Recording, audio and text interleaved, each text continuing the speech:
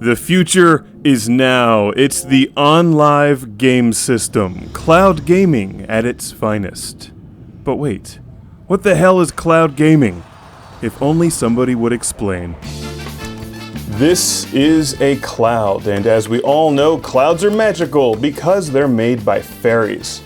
And fairies love video games, so clouds are filled with video games, stacks of them, and game consoles. Now here's a mere mortal human man or woman down on Earth with a little ball cap. We don't typically have access to the fairies' collection of video games in the cloud, so we'd have to go out and buy our own game console and our own games and keep them right next to us and play them. But thanks to ONLIVE, who negotiated a deal with the fairies, we're now allowed to play their massive collection of games in the cloud. You just can't hold them physically.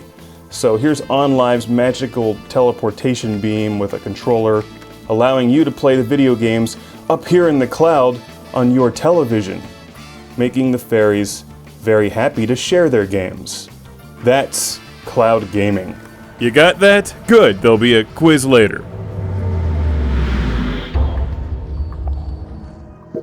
ONLIVE. Lots of games instantly, and you don't even have to wait around as they download because you stream them from the cloud to your game system or your PC. ONLIVE is more of a service than a traditional game console. You can buy the set-top box or game system to play games on your television or home theater system. You can play games that you buy or rent ONLIVE on your PC, and you're simply streaming them from that magic cloud through ONLIVE onto your television or your computer. So it's not the same thing where you'd have an awesome Sega Dreamcast and you'd open it up and you'd physically hold the game and put it into your Dreamcast or other game console and then play it. With ONLIVE, it's just accessing the magic cloud controlled by the fairies. Is the ONLIVE a substitute for a Sega Dreamcast? No. Even the fairies will tell you that, after they slap you for asking stupid questions. It's important to mention you don't need the set-top box or game system to play ONLIVE games on your PC. It's just a software application that you install, but you do need a blazing fast internet connection. ONLIVE will not work with anything less than the fastest internet speeds out there at all. Don't even think about using this thing unless you have a really fast internet connection. They claim the minimum is 3 Mbps download and recommend 5 or more. I was using this on a Verizon Fios line, 25 Mbps. It ran pretty smoothly, but it would not run on a DSL connection.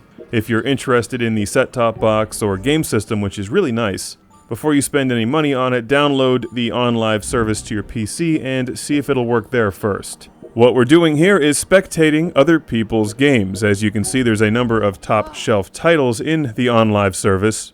At the time of this recording, there's not that many games, but as you may have noticed earlier, there's a number of titles coming soon, and if this takes off, there'll be a lot more of them.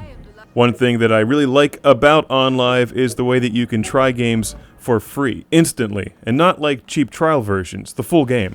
It lets you play them for about a half hour or so, more than enough time to get a feel for a game, and then you can rent it, buy it outright, or buy an ONLIVE subscription service. I was just spectating some Red Faction, now I'm going to take a free trial. Check this out.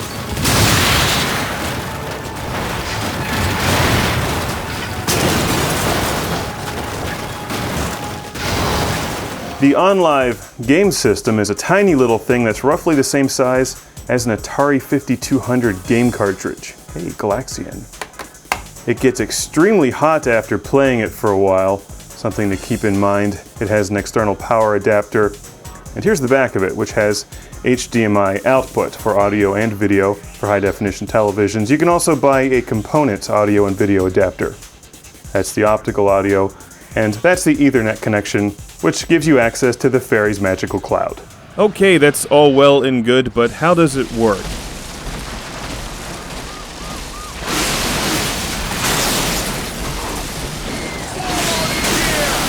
It's really cool. The quality is not bad at all, but it depends on your internet connection and it varies from game to game as well. On the whole, it works far better than I expected it to. I guess I really didn't know what to expect, because streaming video games just sounds kind of weird, and a lot of people have mentioned OnLive is too early, it's ahead of its time. Well, someone's got to be there, and they are. It's perfect for those who play a lot of games and tear through them quickly, because it's an extremely affordable way to rent games. And buy them. The free trial mode is excellent, and there's no waiting. That's probably the best feature with OnLive. It's convenient because there's no waiting for anything. If you see it, you just play it. But it's not for you if you're the type that freaks out about the slightest bit of slowdown or jerkiness in a game, because these are being played over the internet, and the internet itself is unpredictable.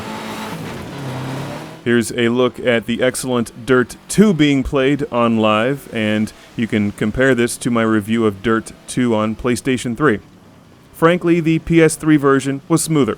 I figured if any game would push this service to its limits, it would be a racing game, and I was right. The other ones that you saw, like Prince of Persia, Darksiders, ran very smoothly. And even Dirt 2 runs well enough to play the game and enjoy it. And you can see that with your own eyes here. So let's take a look at Aliens vs. Predator, a really fun game that kicks ass OnLive.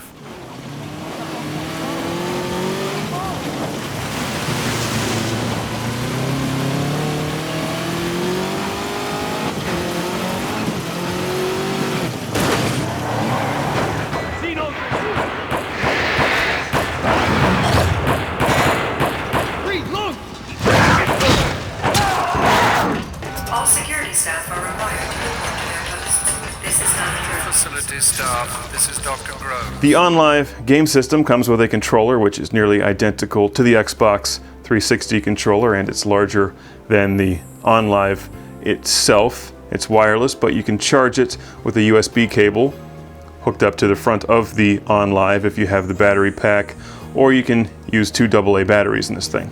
I'd like to see them put some more retro games on this service. It would be perfect for a huge collection of Genesis and Super Nintendo titles, as well as the Dreamcast and other consoles from back in the day. It's definitely worth a look, and it's free to do so. If only it were bigger though, right? If you're like me and you think that bigger is better when it comes to video games and hardware, the OnLive is a curious choice because it's so tiny. It doesn't have much presence, even though it's giving you access to a massive magical cloud. Here's one thing that might help though, because when I play games I like to play on something enormous, and what you need to do is get an Atari 5200, which is the largest game console that I own, and simply plug your OnLive into it, and now you're cloud gaming with the Atari 5200.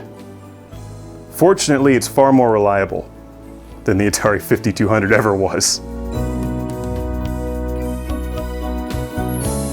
I question why OnLive didn't design their game console like this in the first place.